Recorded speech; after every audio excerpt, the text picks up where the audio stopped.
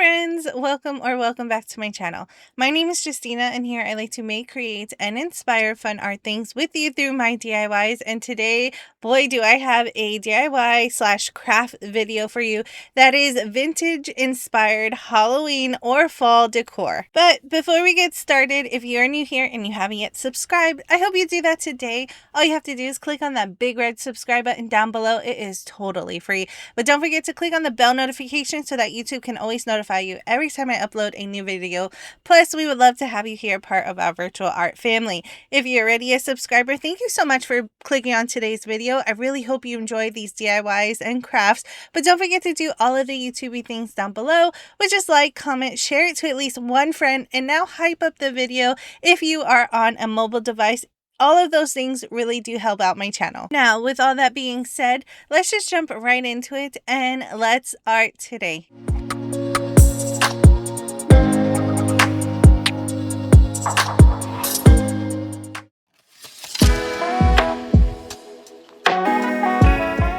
To start off this DIY, I got inspired by this vintage spirits paper that I purchased from Michael's. This was absolutely gorgeous and I had to have it. I believe I got it about 40% off using a coupon, but I just absolutely love all of the prints that are in this paper. Dollar Tree does carry some paper and some other crafts that you can use instead of this, but I'm pretty sure a lot of you do have scrapbooking paper. Next, I have these cutouts that I received from Temu a couple years back that I just thought worked perfectly with this paper because we are going to make some ornaments for my Halloween slash fall tree this year, and I just thought these were perfect. They come in all shapes and sizes. Once again, Dollar Tree does sell wooden cutouts that you can customize yourself, and it will work perfectly for this project that we're working on. So I am measuring out this wooden piece, and it's roughly around 3 inches by 3 inches. Next, I'm taking one of those pieces of scrapbooking paper and I'm going to cut it down to size. Now I'm trying to make a rosette or a pinwheel, whichever one you call it. I've never made one of these, so this is kind of a learning curve for me. So at first I cut down my paper at 4 inches because I thought the paper needed to be significantly bigger so that you will see the pattern behind that wooden piece. Now, after you cut down the paper to the desired height and width that you want, you are then going to fold it over an accordion style, which you go one way, turn over the paper and go the other way. Press it down firmly. I'm using a popsicle stick to really have those creases nice and sharp. And then I will continue this for another piece of paper. Now, doing this, looking back, I only did 2 sheets of paper. In reality, I needed 3. So I did go back and cut out another sheet of paper to that 4-inch size. After I was done folding all of the pieces of paper, it was now time to connect them. I'm using a bead of hot glue, but you can always use double-sided tape and or school glue. However, I'm just using hot glue because it adheres fast and it dries quickly. I'm just pressing down to make sure that glue is nice and flat. Once again, I needed 3 sheets of paper, so there's my third one, and I'm going to do the same thing, connecting both ends of the paper together. Now, for a rosette or a pinwheel, you need to make it connect the bottom half to the other end, as you see here. And once again, I'm adding a bead of glue. That way, when you fold it over on the inside, it looks like this beautiful little pinwheel or rosette. I really don't know what to call it. They're looked on Pinterest and they call it both. So this is what I made. And then I'm adding that little wooden piece just to get an idea of what it looked like. Now I realized my paper was way too big, so I wanted to add more on top for added detail and just to make it not look so massive. I cut out a little circle, that way it holds the pinwheel down, and I'm pressing down firmly and rubbing it on the table so it's nice and flat. Now that I have that glued down, I will push that to the side to work on our second layer. I'm doing the exact same thing that I did on my first layer. However, my strips of paper is roughly around 2.5 inches. I wanted it to be a little bit smaller so that we see each section of paper on the pinwheel itself. After I cut it down, I will do the accordion style. Now this piece of paper is a little bit thinner than a regular scrapbooking paper. It's not as thick. It's more like a sheet of copy paper with a pretty image on it. So folding it was a lot easier. Once again, I am using 3 strips of the 2.5-inch paper, connecting them all using my hot glue gun. That way, when you fold it on the inside, it makes this nice little cute wheel. Once again, I did cut out a circle of a piece of paper. That way I can glue the wheel down to it and it holds its shape. Once again, I'm using a bunch of hot glue, but you can always use double-sided tape, school glue, or even E6000 if you wanted to. I will hold it into place until it dries. Next, it's time to connect everything together. So I placed the smaller wheel in the center of the bigger wheel, added a bunch of hot glue, held it into place until everything was adhered down. Then I will take my wooden piece, add another layer of hot glue onto the back of it, and place that into the center. Now, I was still feeling like my rosette was missing something, so I found this garland in my crafting stash. I believe it was around Christmas time that I bought it from Dollar Tree. I'm cutting it down to size and then I will glue it into place. There is so many different ways that you can really decorate and create one of these rosettes, and I just believe the possibilities are endless. This year I'm trying to go more vintage, so that's why I went with this type of paper and also these wooden pieces, but you can always print out vintage images, cut it down to size, and glue it in the center. Now I wanted to add this to my vintage tree this year, so I'm adding a little hole at the top, add some string, and that completes this DIY.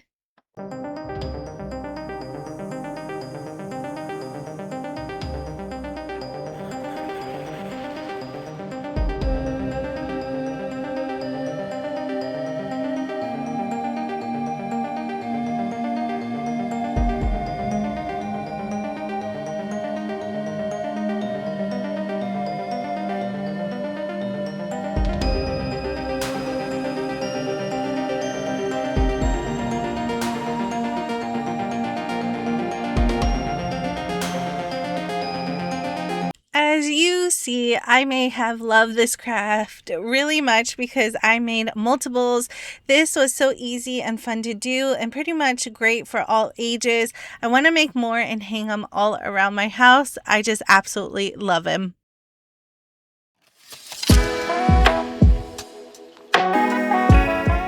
For this DIY, I have 2 pumpkin wooden cutouts that I received from Temu a couple of years ago. I'm really positive this is not a Temu ad or video.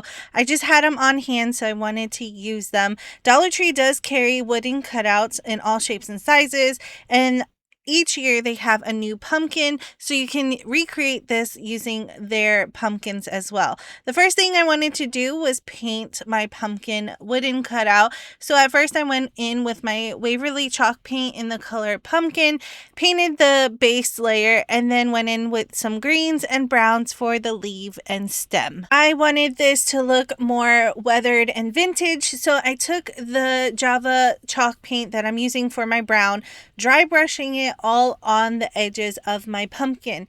Then I will add extra lines on the inside to define the pumpkin shape, but I do go back and forth with the color pumpkin and the Java brown just to really give it a nice blended look so it's not so much in your face and it looks naturally vintage and weathered. This step is totally optional, but I just love how it looks after it is nice and dry. Like I mentioned before, I do go back in with that orange pumpkin color and I go over those lines and keep blending in until I got the desired look that I'm going for, and it really looks nice and vintage. Now I want to add a face to my pumpkin, and since I like things a little bit more spooky and creepy, I'm going with a spooky vintage inspired face. So I first started drawing it on using a pencil. I used something round to make the eyes the certain size that I wanted. The next, I'm free drawing the nose and the mouth.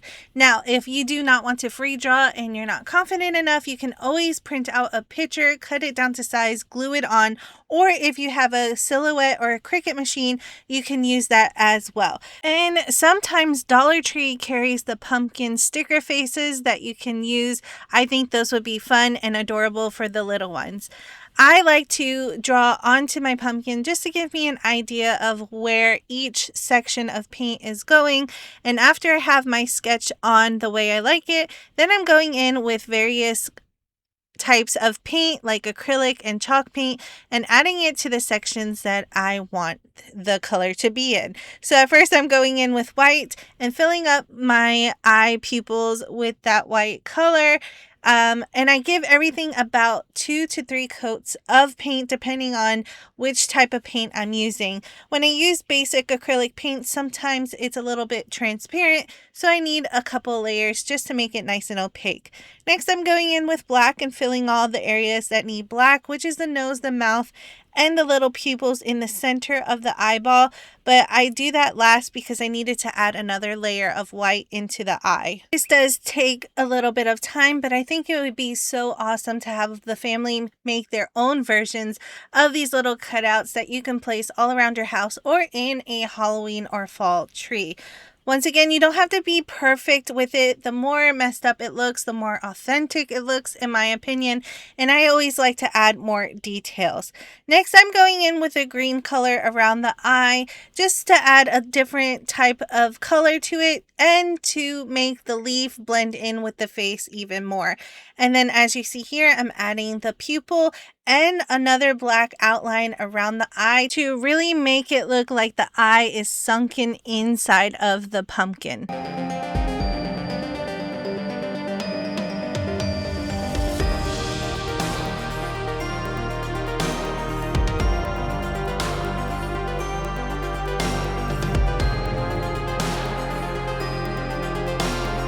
The last thing I wanted to do was add more details around my pumpkins, so I'm adding all these lines around it just to give the pumpkin definition and some cracks around the eyes just to make it more spooky. But once I was done, that completes this DIY.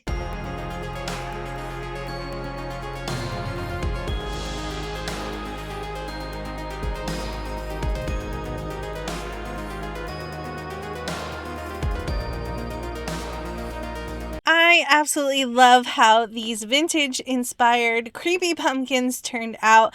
They are super adorable. My family loves them. Now, since mine had a little hole at the top, I did add a string to it so that I can add it to my tree. However, you can place these all around your house or even put it in a picture frame just to add a little bit of spooky decor in your home.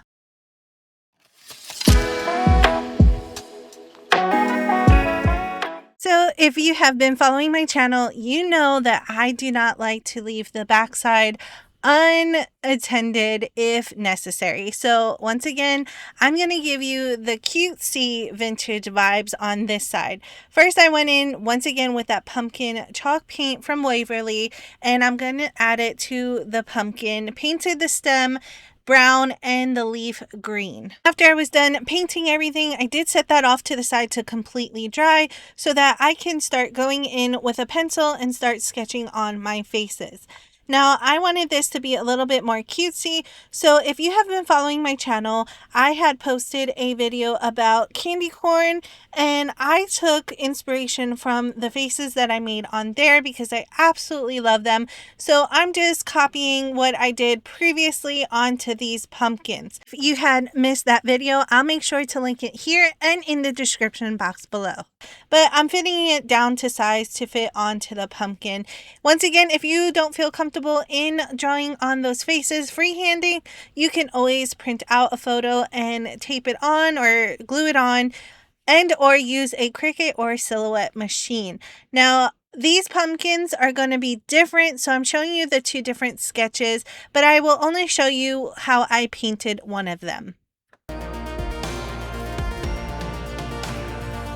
The different types of paint that I'm using to fill in our pumpkin here is Waverly chalk paints and or basic acrylic paints from Walmart, like Apple Barrel.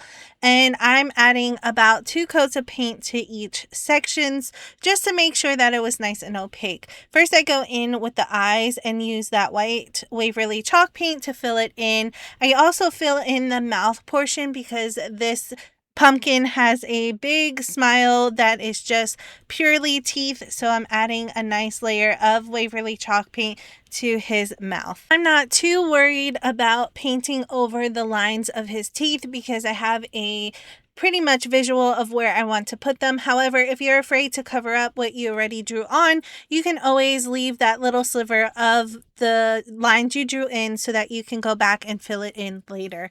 For his nose, I am adding some yellow paint just to give it a different variation and more interest.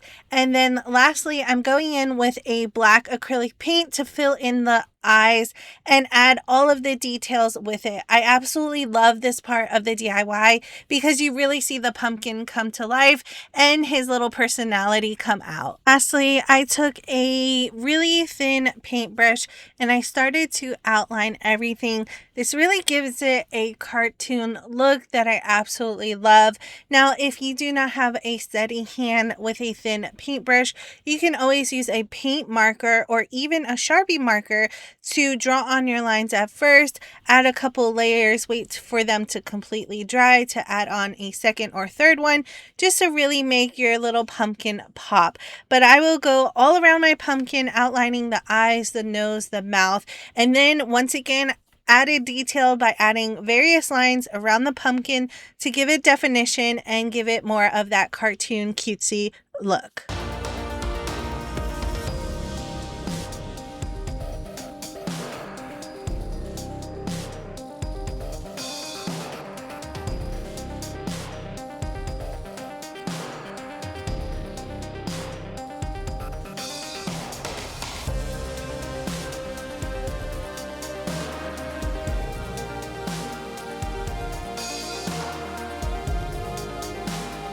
Look how happy they are just to exist. I absolutely loved how these turned out. Once again, I did add the string onto the top of my pumpkin. That way I can add it to my vintage tree. And now that they're double-sided, depending on my mood or if I want to switch up, I can always just turn them over and have a different look. These were absolutely so much fun to make. Once again, perfect for all ages and really fun to do. Right, friends, that completes this round of DIYs for you. I had a blast making these. I know it's been a little while since I posted my last video, but a lot of things has been happening behind the scenes, but I'm so excited to get back into the groove, especially around fall and Halloween season. This is my favorite time of the year. If you would like to see me decorate my fall vintage tree, make sure you leave a comment down below with the word tree or vintage, and I will know to make sure you see that video coming out soon. Thank you all so much for watching. I really hope you enjoyed all of these DIYs. I really love them all. But remember, friends, if you're new here and you haven't yet subscribed, I hope you do that today. All you have to do is click on that big red subscribe button down below. It is totally free. But don't forget to click on the bell notification so that YouTube can notify you every time I upload a new video. Plus, we would love to have you here, part of our virtual art family. If you're already a subscriber, thank you so much for clicking on today's video and watching. Don't forget to do all of the YouTubey things down below, which is like, comment, share it to at least one friend, and now hype up the video if you are on a mobile device. Thank you all so much for watching. I really hope you enjoy, and as always, I will see you in the next one.